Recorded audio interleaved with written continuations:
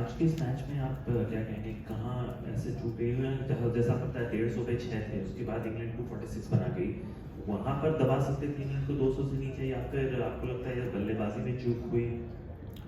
नहीं, बिल्कुल हम दबा सकते थे। बट देखिए, आई मीन ऐसा जब गेम होता है तो थोड़ा पार्टनरशिप होता है।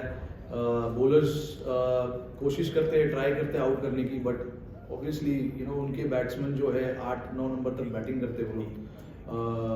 जो 8 नंबर पे खेलते हैं, उनके 9 नंबर पे, वो दोनों ऑलराउंडर हैं, तो बैटिंग थोड़ा सा हमारे से लंबा है उनका, तो उसी चीज़ को लेके उनको फ़ायदा भी होता है। तो हाँ, हमने कोशिश की, हमने बाउंसर करे, हमने स्पिन ऑप्शन को रखा था 40 ओवर के बाद, सब कुछ ट्राई किया, बट कभी कभी होता है ऐसा कि आप सब कुछ ट्राई कर रहे हो और होता नहीं है। तो आज एक वैसा दिन था, बट जो सुबह हमने अपने नए बॉल से बॉल किया था वो बहुत बढ़िया था। This series has obviously all been jammed together, these big white ball games, they're so close.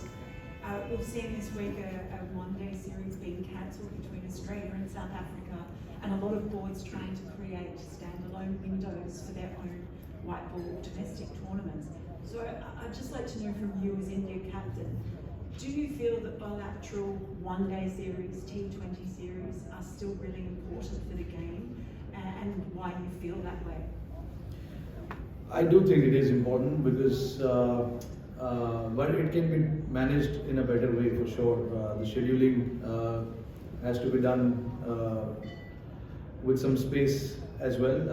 But I mean, obviously, you have to play bilateral series. I mean, there was a time when, as a kid, I grew up. I watched a lot of tri-series, quadrangular series, but that's completely stopped. I think that can be a way forward, where there is enough time for a team to recover and get back, because these are all high pressure games that we play, and whenever you represent your country, you want to come out with a lot of intensity, so you don't want to compromise on that. So of course I do understand when we play bilateral series, but the scheduling, the time between each game can be managed slightly better, from not just from India's perspective, but from all boards. If that happens, you see the best quality of the players coming out and representing every game. Now, when you play back-to-back games, you got to look after the players, you got to try and understand the workload and all of that. And honestly, from the outside world, people want to see all the best players playing. And if those things are managed quite well, I think the quality of cricket will not be compromised. Batting has failed because there is a pattern developing when partnerships don't work out. If you remember the 2019 World Cup semi-finals, after first 10 overs, India were 24 for 4. Today, India were 31 for 4. Clearly, there is something that possibly you can put a finger on. Is it sometimes the discipline of the batters that you want to play every ball that makes you commit those mistakes? And is the art of anchoring an innings, in one day is being affected due to the way batters do play in T20s? Yeah, I mean, of course, it has happened for us on few occasions now, and it is something that we want to keep in mind and move forward. We've spoken about that a lot. It's just not happened in the T20 2019 World Cup, but also Champions Trophy and few other games as well, where we were put under pressure, we lost wicket, and we were 20 for 3 or 40 for 4.